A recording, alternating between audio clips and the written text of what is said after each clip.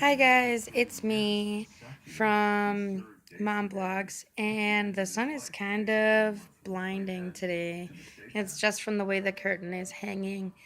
Um, so there's not a lot going on here today, other than my kids are all with their dads, so I have cats to hang out with. And here is my grumpiest cat. Tigger, say hi. Tigger is really old, and we rescued him from the shelter. He has something wrong with his ear, like half of it's cut off. And they said that he was brought in by accident as a DNR cat, and or TNR or whatever they call it, where they neuter them and then set them free. But he really was someone else's cat, and so free neutering, I guess. He's now a house cat, and he lives with us full time. And he is totally crazy. He's grumpy, but only if you try to pick him up or touch him. Otherwise, he spends his day licking other cats. Like, seriously, licking other cats. So here's a scoop. I feel like maybe if I talk to you guys about Fred Fleming and some things like that, it might be good for myself and for other people as well. I always thought that no matter what happens in my life, it's worth going through if God can use it to glorify Him, or and if I can help somebody else prevent them from going through some type of struggles and pain. A couple of years ago, my 4-year-old daughter was severely molested, and I know I thought it was usually strangers, not your family. I mean, really, come on, like, who does something like that? Turns out the stranger in the park was the least of my concern. I did all kinds of background checks before I left my kids with anyone. And it was their own step grandpa who would do damage to her that is irrefutably some of the most horrifying things that you could ever imagine. She was all of 4 years old and 32 pounds. And a lot of people think that once the sexual assault is over, it's done. Unfortunately, I was one of those people who believe the same thing, but it's not done. It's not even close to done. In fact, it's very hard because she had to spend 3.5 years battling it with court with us. And it was a very hard decision, but we ended up calling BACA, Bikers Against Child Abuse, and they were amazing. They have helped so much. Like, anybody else think that, they could possibly use biker, like, some kind of support system for their kids, like if they're being bullied in school or physically or sexually abused, or they were and they're afraid, those kinds of things. These people are amazing and wonderful. Like, and I know, like, I'm like, bikers, really? Like, they're gonna be the people to fix this? But truthfully, they were amazing. Gentle giants. And the best part is, they scared the living daylights out of the perpetrator without even trying to. In some ways, it was almost comical when he told the judge that he really wanted to petition them to not be allowed in the courtroom because they made him feel like he was about to pee his pants. In all seriousness, though, we had to go to a special hospital, and they did a bunch of testing and that sort of thing. And I figured, this would be something that kind of goes quickly, and it won't be something that takes up most of our life or energy. Boy, was I ever wrong. I'll never forget the first day that she came to me and came home from her grandpa's house and said, "Mommy, Freddie hurt me," and then began to tell us the details. I threw up, and I became physically ill for days.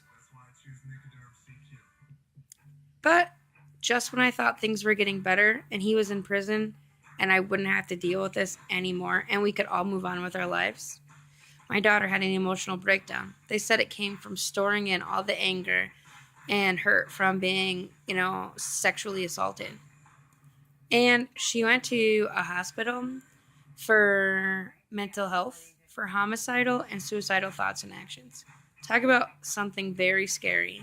She's now 8 years old and 62 pounds. So it was very hard and very scary to have to put her there. And I really believed in my heart that when it all happened, that, yeah, we'd have to go to court and stuff, but with counseling, she'd be okay. That's what they told me. Never believe the police. First of all, they don't work with children in these types of cases every day, so they don't really know the statistics, and their job is to keep you calm, not to tell you the truth, honestly. So they told us it'd be okay. She was too young, she wouldn't remember. Unfortunately, having a child who remembers all too well is really scary and heartbreaking. I have her in a lot of programs for help, and a lot of people think that the trauma's over. He's in prison, so that's it. It's done. But it's really not. It's only just beginning. She'll be in therapy probably most of her life. And things you wouldn't think would bother her definitely do. Like, for instance, we just found out that the guy who hurt her is in this thing called the infirmary, which I guess is like a hospital when you go to prison. And he basically decided that he didn't want to be in prison anymore, so he's gonna stop taking his medication for like diabetes, blood pressure, that kind of thing. So the problem with that is, though, you can die if you don't take your insulin or your other medications. So he's really sick. And my daughter, as well as myself, but mostly her, even though she believes in God and she loves Jesus very much now, is really struggling with the fact that he's probably going to die. In her mind, it's not fair or justice because he's a pastor. And I don't know what you believe, but we believe that Jesus Christ died for all of our sins. And so, unfortunately, that means he'll get to go to heaven too if he's really saved, which he claims to be. But only Jesus really knows the truth about that. And she's like, I don't want to deal with the pain anymore. I want to live with Jesus. No, honey. No, you don't. We would love you. We love you so much, and we don't want to ever see that happen.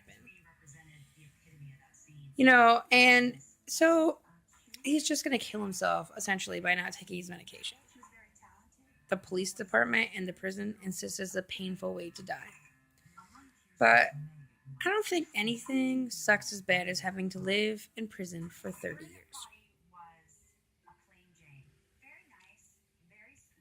There'll be more videos where we discuss things like pertaining to this incident and more graphic details at later dates. But for now, just trying to get, the page sort of flowing and not get too heavy too soon. So I feel like it's important that you know some of our story before you get much more details into the sexual assault. I'm a single mom, but I was married very young, and I wouldn't change the world for having my kids, although I don't advocate teen moms at all. Like, I don't condone it. I don't think that, people should go around doing it for fun. We were married, though, and life happens. We ended up divorced, and now we co-parent pretty well with the children, but he's a truck driver, so we don't really see him that much. Well, anyways, I was adopted when I was a kid, and then I had this brilliant idea, let me tell you, to reconnect with my birth parents and find out why they didn't want anything to do with me. and what happened that I was taken away in the first place. Turns out I really didn't want to know that stuff. Not at all. She's crazy, and I don't know what her problem is, but all I can do is pray for her because she's a little on the psycho side, I swear. They said she has something called Munchausen by proxy, but all I gather that means is she likes to make herself sick, or other people, including us, for attention. It's kind of messed up, don't you think? Like, who wants to be sick? Ugh. So, I was adopted, though, when I was 14. And then I was married at 17 and had two beautiful little girls. And fast forward a few years, I ended up getting pregnant with my son when my youngest daughter was 3. She turned 4 right before he was born. And when she was molested, it was during a time that I was rebuilding my relationship with my biological mother, because apparently I'm an idiot. Like, I really don't know how else to explain it.